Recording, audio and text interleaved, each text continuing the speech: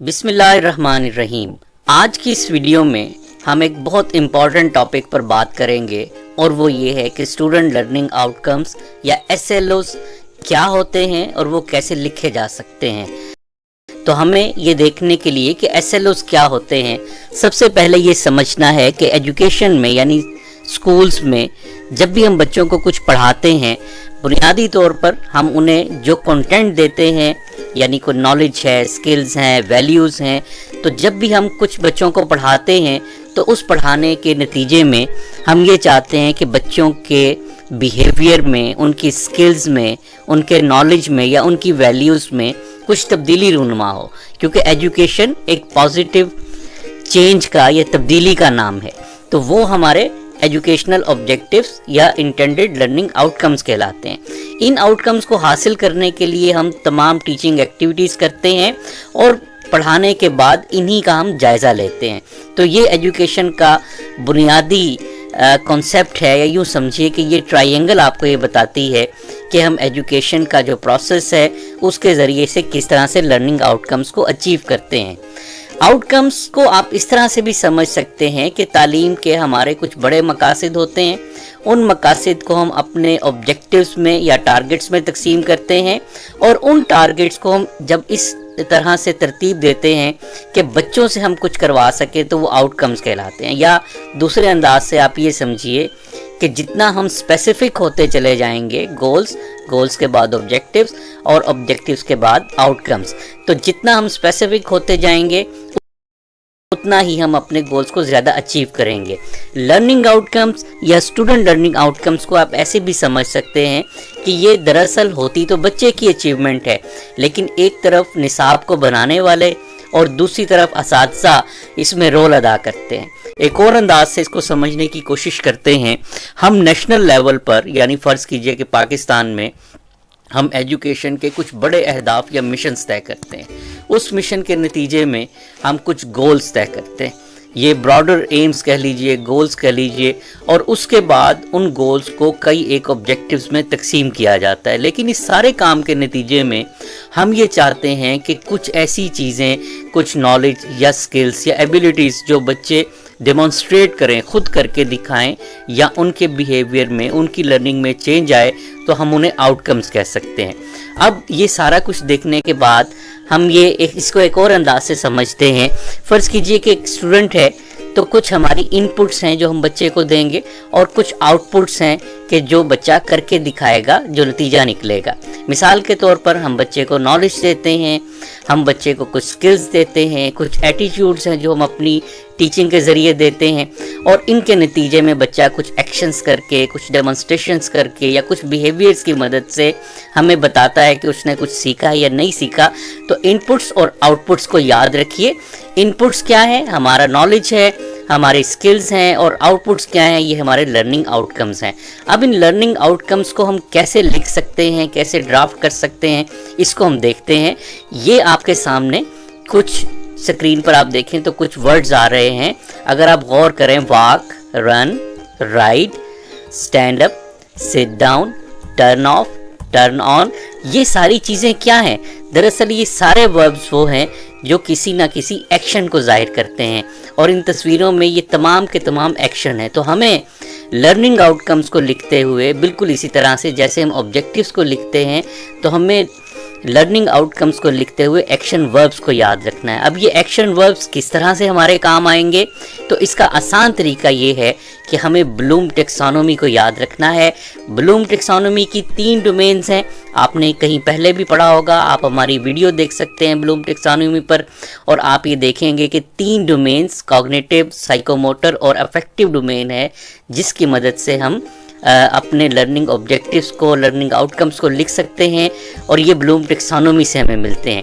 लेकिन इन तीनों डोमेन्स में जो डोमेन सबसे ज़्यादा काम आती है वो है कॉग्निटिव डोमेन, यानी हमारे अक्ली उलूम या अक्ली दायरा, के जिसमें हम कुछ ना कुछ बच्चों को सिखाते हैं।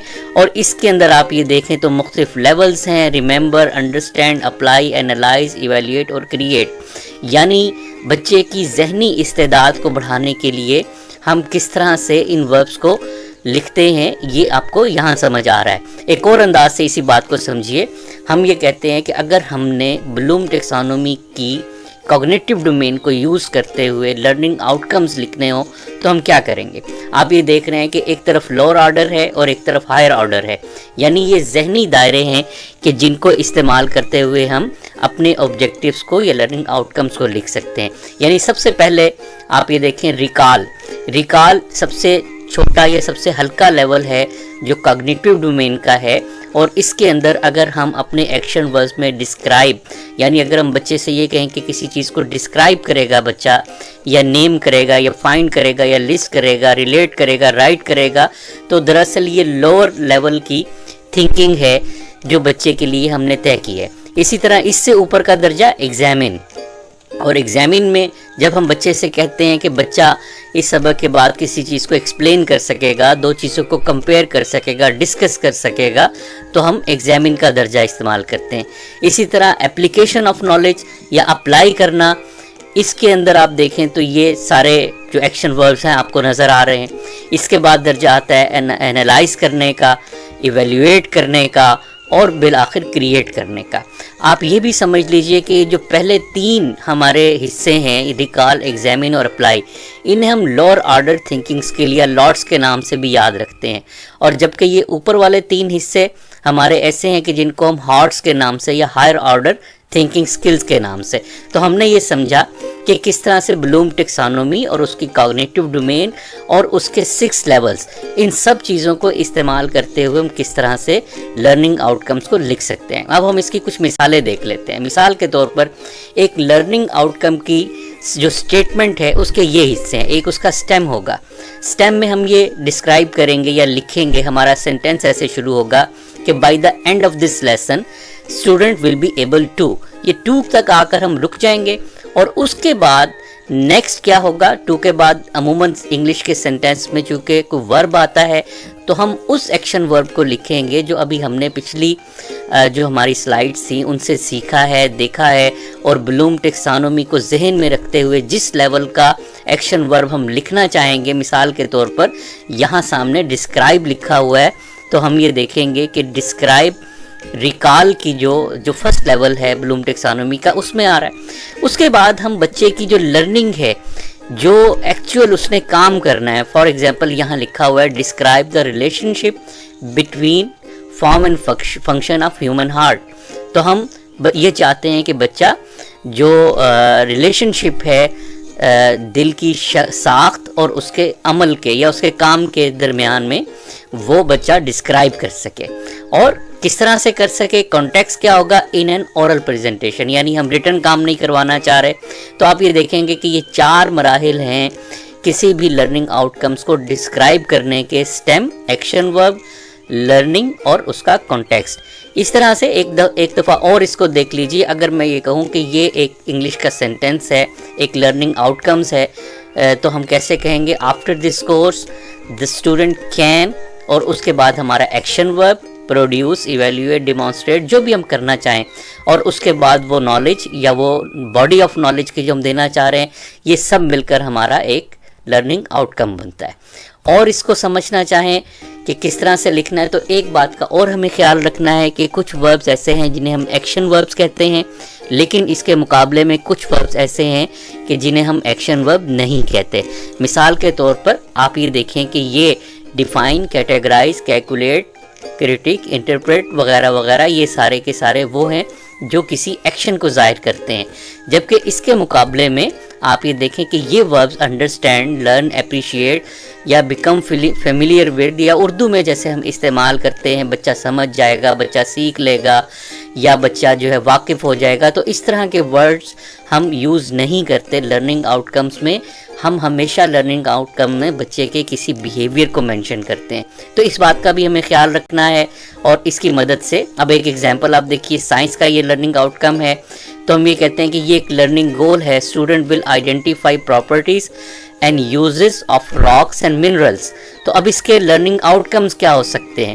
اگر ہم یہ کہتے ہیں کہ بچے نے پراپرٹیز اور یوزز کو آئیڈینٹیفائی کرنا ہے راکس کے، تو آپ دیکھیں کہ 3 لرننگ آؤٹ کمز بن جاتے ہیں. Student will define the term rocks and minerals. student will name 3 properties or characteristics of minerals, or student will give at least 4 examples of the uses of rocks and minerals. اس کا مطلب یہ ہے کہ اگر آپ learning out کم کو دیکھیں number 1 کو 2 کو 3 کو، تو اس میں سے آپ کو ڈیفائن، نیم اور give example یا یوزز وہ آپ کو نظر آ رہا ہے کہ کتنا اسپیسیفک کر کے لکھا گیا ہے، اور یہ سارے کا سارا بچے کے ایکشنز یا آؤٹ کمز کی صورت میں دیا گیا ہے. تو یہ طریقہ ہے لرننگ آؤٹ کمز کو لکھنے کا. تو آج کی ویڈیو میں ہم نے یہ سمجھ لیا کہ لرننگ آؤٹ کمز کیا ہوتے ہیں، اور لرننگ آؤٹ کمز کو رائٹ کیسے کیا جاتا ہے، اور اس کو کیسے ہم لکھ سکتے ہیں، اور بعد میں چونکہ ہم نے اسی کو اسیس کرنا ہوتا ہے تو ہم نے یہ سیکھا. ہماری آپ مزید ویڈیوز دیکھ سکتے ہیں عمل کے یوٹیوب چینل پر، اور اس کے ساتھ ساتھ ہمارا میگزین تعلیمی قیادت آپ سبسکرائب کیجئے، اس کی ممبرشپ حاصل کیجئے، اور اس کے لیے جو نمبرز دیے گئے ہیں ان پر آپ رابطہ کر سکتے ہیں. بہت شکریہ. السلام علیکم.